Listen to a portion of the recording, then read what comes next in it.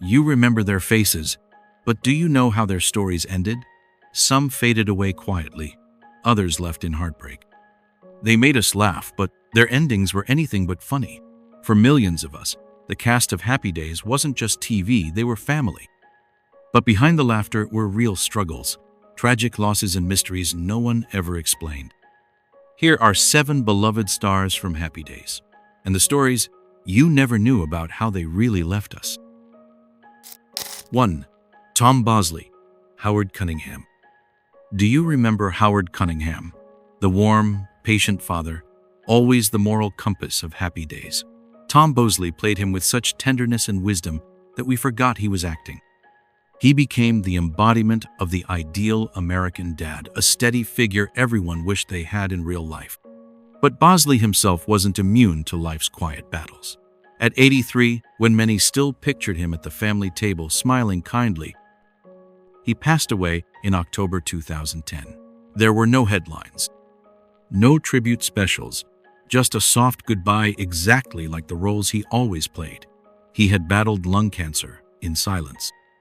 Beyond Happy Days, Bosley left his mark as Detective Amos Tupper in Murder, She Wrote, and through decades of heartfelt performances. His life was a testament to dedication and dignity, a symbol of quiet greatness.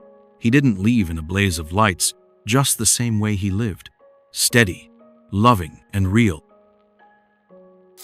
2. Erin Moran, Joanie Cunningham. Erin Moran. Oh, our Joanie. That charming, vibrant young girl was once the idol of so many teenagers. Joanie Cunningham's sparkling eyes and innocent smile captured millions of hearts. Who could have imagined that her real life would unravel so tragically? In 2017, the world was shocked to learn that Erin Moran was found deceased in a trailer park at just 56 years old.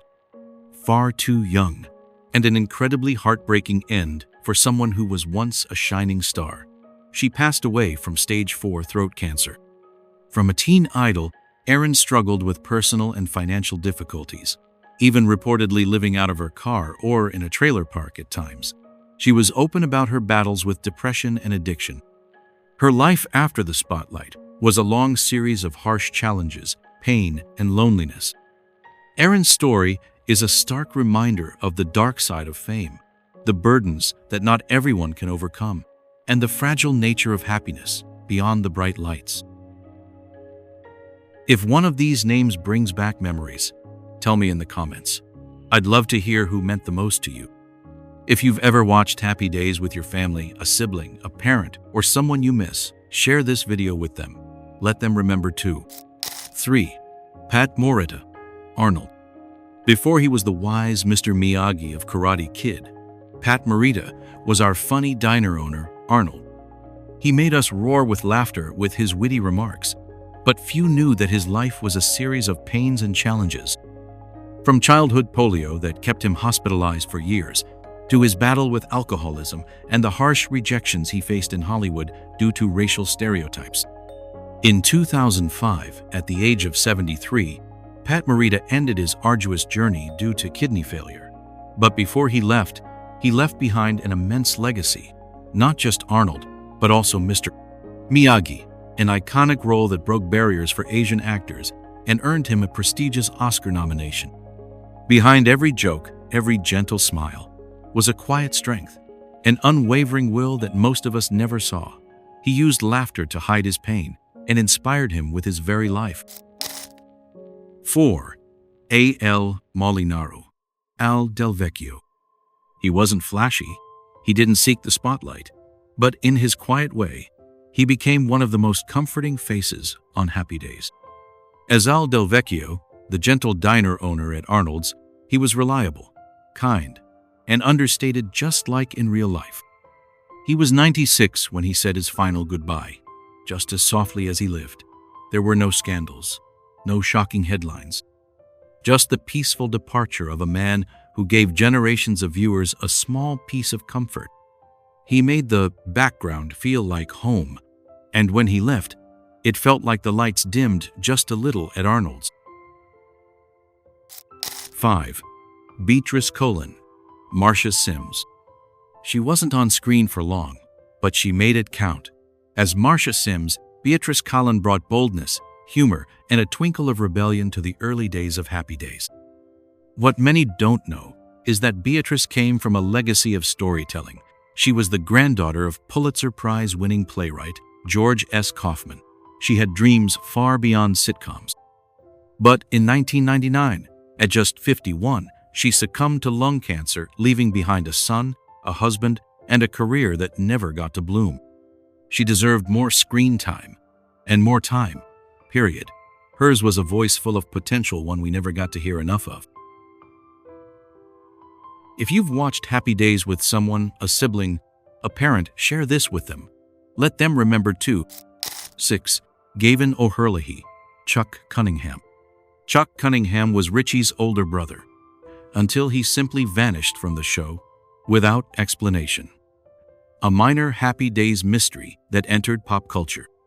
But few knew that actor Gavin OHurle's own life also involved a mysterious disappearance and passing. In 2021, at the age of 70, Gavin OHurle passed away. The cause of his death was never publicly disclosed. From disappearing from a TV show to an unexplained death, Gavin OHurle seemed to become Happy Days' greatest unsolved mystery, a fictional character forgotten and a real man quietly lost. Some disappearances echo louder than farewells. Despite this, after his role as Chuck, he had a fairly successful career in the UK, often playing impressive villains. Some disappearances echo louder than farewells, and Gavin's was one of them.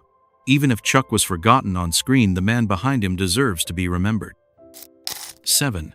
Robin Williams, Mork Kachmoy. He only appeared in one episode, but Robin Williams as Mork from Ork left such a mark that it launched a spin-off and a superstar. Williams became one of the most beloved comedians and actors of all time. His improvisational genius, his warmth, his energy, all unmatched. He could make the world laugh with just a look. But in August 2014, that light went out. Robin took his own life at 63. Behind the laughter was a silent, cruel battle. Lewy body dementia, a neurodegenerative disease misdiagnosed as Parkinson's, which stole his clarity, peace, and ultimately, hope. His brilliant mind betrayed him, and no amount of laughter could save him this time. Robin's story is a haunting reminder that the brightest souls sometimes carry the heaviest burdens. They made us laugh. They gave us hope. And now they live on in memory, in reruns, and in hearts like yours. If any of them meant something to you, drop their name below and pass this on so someone else remembers too. Which one do you miss most? Drop their name below. Let's honor them together.